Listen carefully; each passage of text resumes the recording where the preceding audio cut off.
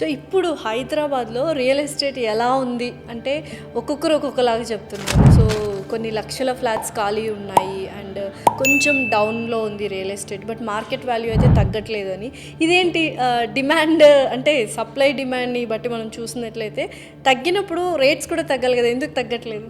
Demand పెరిగింది, at the same time price కూడా పెరిగింది. చాలా మంది ఏమనుకుంటున్నారంటే మార్కెట్ డౌన్ అయింది అంటున్నారు.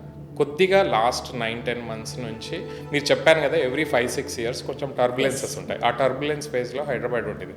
లక్కీగా ఏంటంటే స్టేబుల్ గవర్నమెంట్ వచ్చింది. మన సీఎం రేవంత్ రెడ్డి గారు కూడా రియల్ ఎస్టేట్ బ్యాక్గ్రౌండ్ నుంచి వచ్చారు. సో తను కూడా రెగ్యులర్గా రియల్ ఎస్టేట్ని ఎట్లా డెవలప్ చేయాలనే ప్రాసెస్లో he's coming up with very good projects. So డెఫినెట్గా moving forward Hyderabad will be very good option for investment. ఇప్పుడు కొంచెం స్లో అయింది, ప్రైసెస్ అయితే తగ్గట్లేదు. కారణం ఏంటంటే ఒకటి కన్స్ట్రక్షన్ కాస్ట్ బాగా పెరిగిపోయింది. లేబర్ కాస్ట్ కానీ కన్స్ట్రక్షన్ కాస్ట్ కానీ, కన్స్ట్రక్షన్ చేసేలో వాడే వెండర్స్ కానీ వాళ్ళందరూ కానీ ఛార్జెస్ పెరిగిపోయినాయి. ఆ పెరిగిపోవడం వల్ల ప్రైసెస్ తగ్గించి అమ్మితే బిల్డర్కి లాభం రావట్లేదు. బట్ ఎవ్రీ ఇయర్ జరిగే సేల్స్ వాల్యూమ్ మాత్రం పెరుగుతుంది. మీరు రీసెంట్ రిపోర్ట్ చూస్తే హైదరాబాద్లో I think January to September 2024 80,000 crores of sales అయినాయి రెసిడెన్షియల్, విచ్ ఈస్ ఆల్మోస్ట్ ఇండియాలో నంబర్ 1. కంపేర్ టు బాంబేలో 77,000 కోట్లు అవుతాయి, హైదరాబాద్లో 84,000 కోట్లు అయింది.